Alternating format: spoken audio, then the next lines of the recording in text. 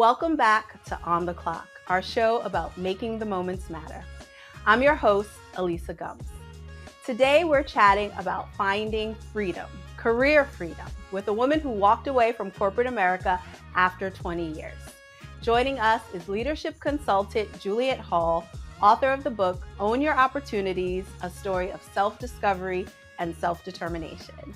Juliet, we're so excited to have you here on the Clock. How are you? I am well, Elisa. Thank you so much for having me.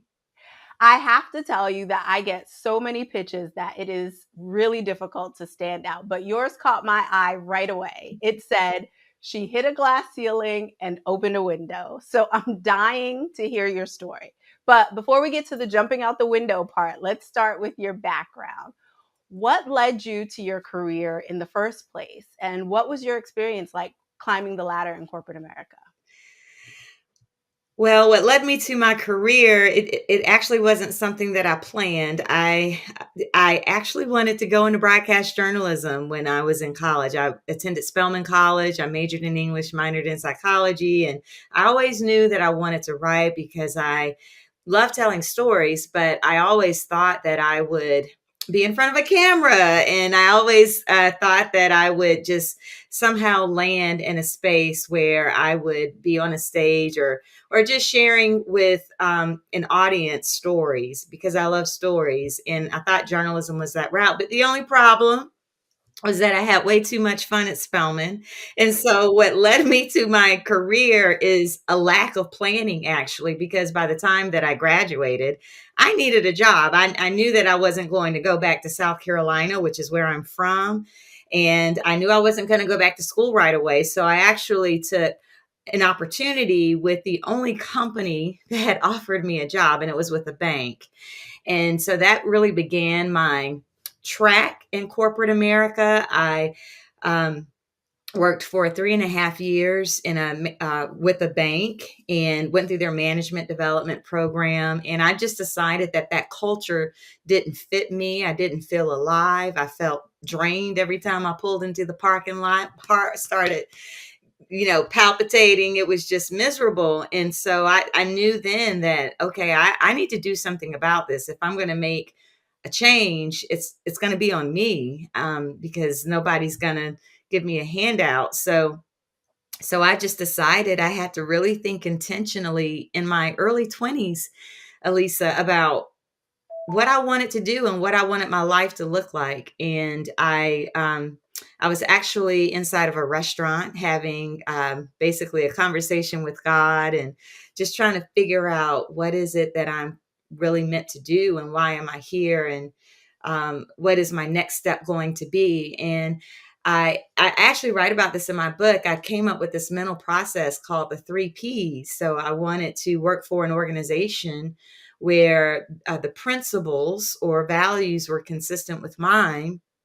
That's the first P. Principles. The second P is people. Is this organization going to actually focus on people, not just shareholders like a bank does and other corporations, but will they invest in people? Will they grow their people? Because in corporate America, you know that your greatest asset is your people, or are your people. And so that's the second P. And then the third P is product. I actually wanted to work for an organization where I was engaged or a raving fan of whatever it was that the product is they produced, they manufactured. And I love food. So, it just checked out my boxes, and I landed with the restaurant organization, a respected restaurant organization. And I worked there for 17 years.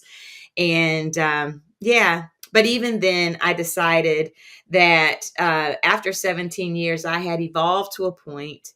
I had served in many leadership capacities, and I knew there was a more for my life. And unfortunately, in corporate America, or anytime you work for somebody else, they basically have they can draw a line on what your limits are and how far you can ascend. And I just decided that I wanted that control, and that I didn't want someone deciding for me how far I could go or what success looked like for me. And that's essentially my story. That's my corporate journey. Of course, I have many stories to tell within that, but Yeah. ultimately I decided that I wanted to take the limits off of my life and I wanted to live a life of purpose and spread my wings beyond the sandbox I was given in corporate America.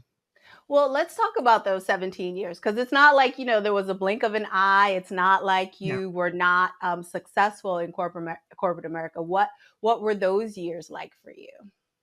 There were highs and lows. I'm very clear that I wouldn't be where I am right now. I wouldn't be evolved. I wouldn't know more about myself if I hadn't gone through not just the successes but the failures. And I had many good experiences. Where I grew the most was in my interactions with people.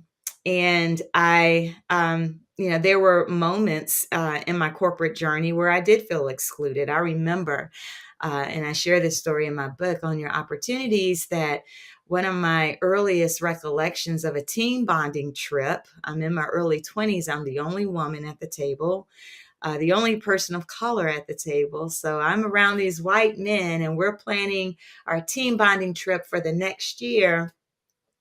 They want to take a building trip to a men's conference. And the only problem with that is that women weren't allowed. And it was in that moment. The reason why I tell that story, it's not just to talk about what exclusion looked like for me at that particular point in time.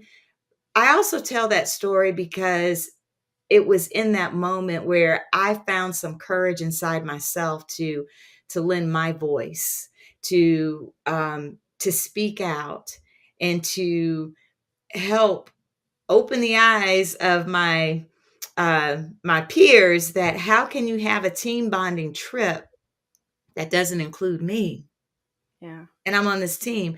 And so it's in those moments of adversity or confrontation or when you're uncomfortable, when you find something new within yourself, when you find your voice.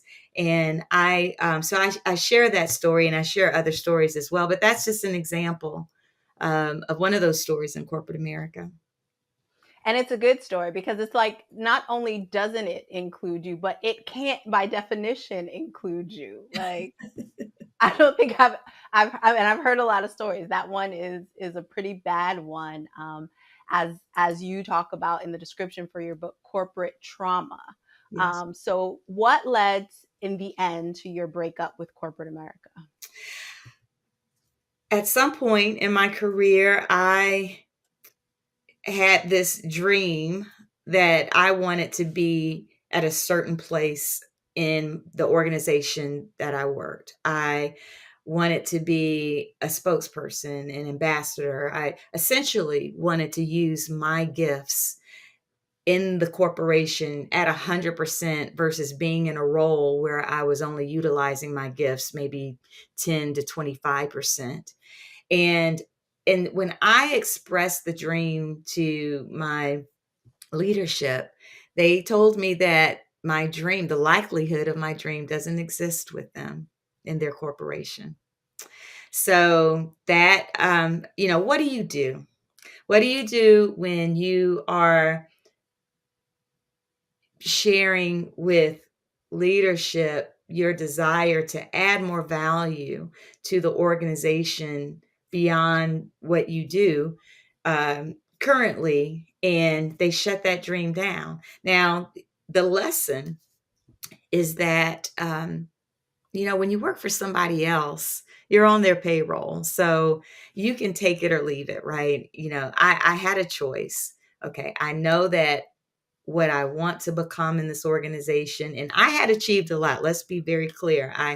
I was in a very visible role. I wanted more. And I felt like my leadership capacity far exceeded the sandbox I was given.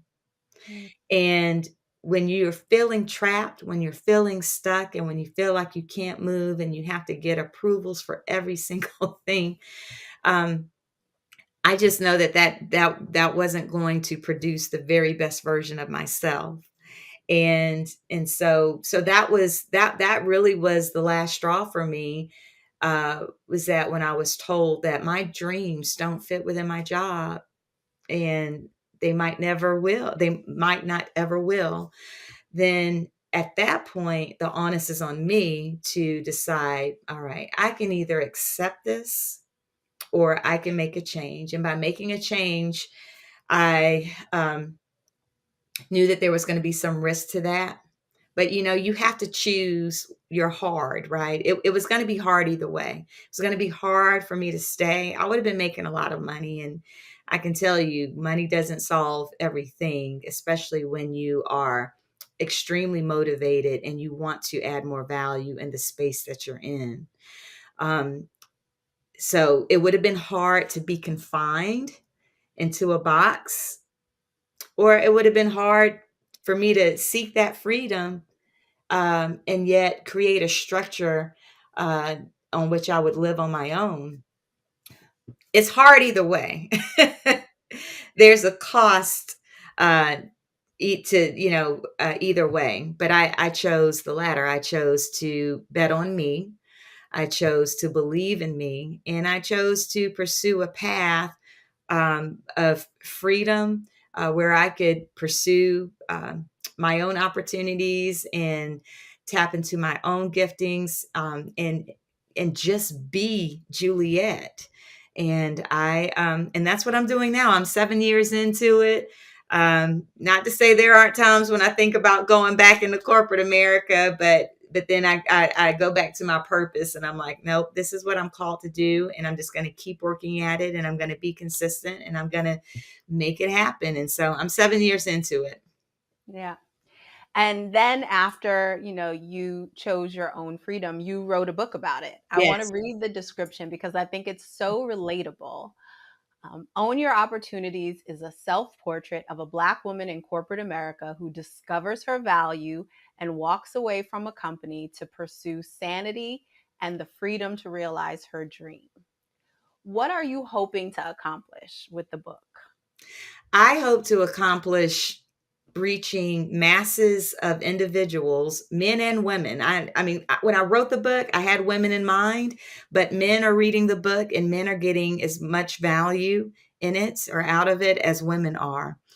But I want to encourage and inspire masses of individuals who are at an impasse in their life to really discover themselves and to break out of this track that we've been conditioned in our society. And that track being, you go to school, you get an education, you get a job, pay your bills, get married, have kids, die. It's a certain track, but culture doesn't condition us to self actualize. It doesn't condition us to self manifest or to even discover ourselves. We're told at an early age to be realistic and to pursue something that's going to pay the bills, right? And so I lay my life out in my book. I wrote the book to lay my life out so that people could see what is possible when they bet on themselves and when they take the time to discover themselves and to know the gifts that they have, and to not only identify the gifts but to develop them so that they can later deploy them, because our gifts give us the value. And that's how I discovered my value, was when I really started honing in on my gifts and developing those gifts. So Mm. I hope that people will be encouraged and inspired and motivated to pursue their own opportunities. Yeah. We're going to go deeper into some of the things that you just said. And I want to start with self discovery. You talk about discovering yourself. The book lays out your own journey.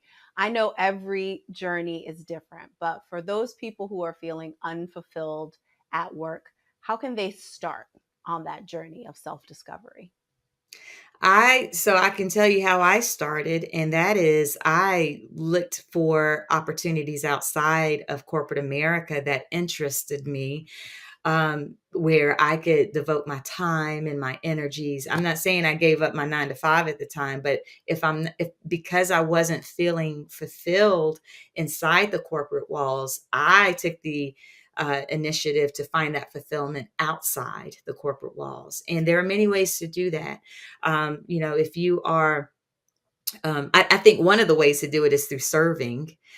So serving others through either a ministry, at church. And for me, I got involved in the drama ministry at my church, and that was a source of fulfillment for me because I was able to utilize my love of stage and writing skits and storytelling and everything that I love to do naturally. I was able to put that to use in a service organization, and it paid off because I got a lot of applause from that.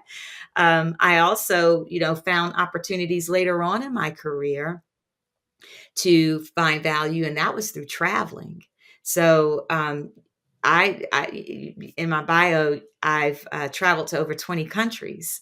And anytime you get outside of normalcy, now everybody may not have the ability to hop on a plane and go to a country in Africa or wherever, but there are some places in the city that you live, and the lesson is get outside your comfort zone Mm. and be of service to somebody else. Because when you do that, when you're giving of yourself, obviously you're edifying other people and there's reward in that, but you learn something along the way. You learn what you like, what you don't like. You acquire a deeper level of gratitude about the things that you have. And you never know in that process when you are serving in your sorority or your fraternity or a nonprofit organization. Through that service, you will be exposed to other people who may have job openings, in their corporations, or people who see your good work and they may want to elevate that on a higher level. So that's how you start, is you don't have to stay stuck inside your 9 to 5, hoping that someone will recognize you or see you. You have the opportunity, the ability to go outside and find that value on your own through your service. So that's one way. Speaking of being stuck, you now coach people who are at a professional crossroads. Yes. And on your site, you have a blog post about knowing when it's time to go, Yes. which I think a lot of people like take that personally. Like, oh wait, you might have touched a nerve there. How can people assess when they've outgrown their job? Yes, thank you for asking that, Elisa. Because especially as women, we will stay in situations professionally or personally, that we've outgrown. And so, yeah, recognize when you've outgrown a situation. There are 3 ways that I share with people, and there are many ways, but I tap into 3. The first one is do a vision check. Think about the goals that you have. Think about your own vision, whether it's in your professional life or in your personal life. Do they line up with where you are currently? Because here's the thing: where there is a conflict in vision, there will always be division, right? Mm. So that's why you have to be in alignment with the vision, right? So whether you're in an organization, if you think about the vision of that organization and the opportunities that may be created underneath that vision, is there a place for you? Does that organization provide opportunities that fit your future? And if you are in a personal relationship, the question is the same. Are you with someone who fits your future? And if they're not, if there's no alignment there, you got to go, because eventually there's going to be some major conflict and it won't feel good. So, vision check. The second way to recognize when you've outgrown an opportunity is to ask yourself, are you growing? So, do a growth check. If you feel stagnant, if you feel bored, if you feel like you're trapped, if you feel like you are um, not evolving, that perhaps you have done everything that you can to maximize your opportunities in a current space, and there's nothing left for you to do or for you to learn, then you've got to, okay, that space, you may have tapped out of that space and you've got to find a broader space where you can grow. where you can learn, where you can evolve even more, where you can discover more about yourself. So do a growth check. And then the third check is attitude. And I'm so bad about this one because I will tell you that when I was in corporate America, when I left the bank, and even when I left the restaurant organization, the way that I knew it was time for me to go was when my attitude went south. Mm.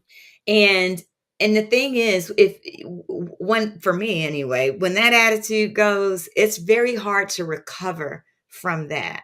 So, attitude check. What do I mean by that?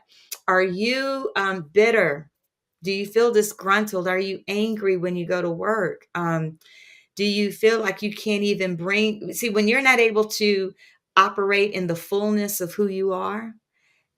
It can lead to some toxic feelings within yourself that could spill over into your environment. You know, I there were moments when I felt like I was in toxic situations at work, but then if I'm really honest, my attitude was bad in some scenarios where I was probably the toxic person. And so but you have to know this. What I tell people on the attitude piece is that usually that manifests when you're working with people that you don't like, right? I'm just being real. And so, what I would say is that in a work environment, people come and people go. It's more important that you love the work. But if you love the work and you're still not producing positive energy in that space, you need to go. Because once your attitude goes south and other people are affected by it, then it affects your reputation. And it's just something that it's very hard to recover. It follows you. And people have long memories, especially in corporate America. So, anyway, vision check, growth check, attitude check. Those are 3 ways to recognize when you've outgrown a situation. Yeah. Earlier, you mentioned your gifts and wanting to use more of your gifts to bring value to the organization, wanting to use more of your gifts to bring fulfillment to yourself. And you've said that, part of thriving in your life post corporate America is that you are operating in your gift. Mhm. Can you share more about how you realize when you're operating in your gift and what the benefits of that are? That's such an important question, um, because so many people don't realize that they have a gift. There are some people who they just they don't, they deny what's inside of them, but that's because they don't know themselves very well. So, how do you know when you have a gift? You know you have a gift when you are feeling energized, when you operate in it. Whatever gives you energy, here's the thing, your gift will give you energy. It makes you feel strong, it makes you feel like a genius. What you love to do and what you do well at that intersection is your genius, it's your gift. It's that ability, that natural ability that feels like a natural extension of who you already are. And here's how you know you have a gift. And I say natural because I'm not talking about a skill. Skills can be taught. Hmm. But someone who has a gift, gifts have to be developed. It's the fruit that you share with the world, with others. And the way that you know that you have it is it edifying others? Does it serve others? Does it make other people feel better? See, it's one thing to say that you can sing, but if when you sing, it sounds like nails on a chalkboard to others, you can't sing. I don't care what your mama told you, you can't. And so, and I'm just using that as an example because your gifts will be recognized by others as well. Your gifts attract opportunities. And so when people see in you something that you do naturally well, the reward for that is more opportunities. The reward for good work is more work. Um, and so, yeah, that's how you know that you have a gift. Yeah, and I have a whole chapter dedicated to that in my book. And if I might add to this, for those who are listening now, if you don't, if you just need a reminder of what your gifts are, think about your life as a child and what you loved to do when you were free and you were encouraged that you could be anything that you wanted to be before the world and your teachers and perhaps your family told you to be realistic. So think for me, I go back to an age of 8 years old when I just remember lying on the living room floor, and I naturally gravitate to paper and a crayon or a pencil, and I just began to write, and there was so much freedom that I had the feeling of freedom in that moment, and I was recognized and rewarded for my writing, also for my speaking as well. um, that's how you know you have a gift, and you remember that gift through several ways, but one of the ways I share is going back to the days of your youth. Yeah. At the core of your work and your book is the belief that we all have to take ownership of our own careers and our own lives. And I think that that is a scary prospect for a lot of us. How can we get over the fear so that we can start to own our opportunities? You do it. You push through the fear. The fear never goes away. I am 7 years into being my own boss and living out my dream. And I still wake up sometimes with a shroud of uncertainty of whether or not I'm doing what I'm called to do. Those moments happen. They come and they go. Thankfully, they are fleeting moments, but they still come. We are always going to be challenged with a level of self doubt, but that's okay because our visions have to be tested. We have to be tested before we can be trusted. We have to stay the course. And how can you mitigate that to some extent, that fear? My encouragement is plan. I mentally resigned from corporate America 2 years before I physically resigned. And in that 2 year process, I stowed away some money, made sure my finances were right because I needed to, maintain my standard of living. Um, so I made sure money wasn't going to be an issue. I had seed money set aside. I also didn't leave alone. I had a team of people around me who believed in me, who believed in my vision, who helped me develop my concept early on after my pivot. So you plan, you prepare, you don't leave alone, um, and and you start there. But the very first thing that you have to do before any of that is you have to believe in your own value. It starts with that belief. Yeah. Not every woman who is unhappy in her job or with her career path is going to make the choice to walk away from corporate America as you Mhm, did. mhm. For those out there who might be feeling disillusioned or overwhelmed, but they want to stay the course in their corporate life, what advice do you have for them? Yes. So yes, not everybody's going to make that pivot, but here's some things that you can consider. Is find a space within your corporation where you can utilize your gifts, where you can. So look for work, look for opportunities through job postings, or develop relationships with maybe those in senior leaderships. Get a mentor to help you guide and help you to navigate your career path. Mentorship is so important. Those are some things that you can do while you're working in corporate America. I mean, ultimately, if you just don't like where you are, you always have the option to look for other opportunities in corporate America, work for a different organization. Certainly, there are many opportunities out there.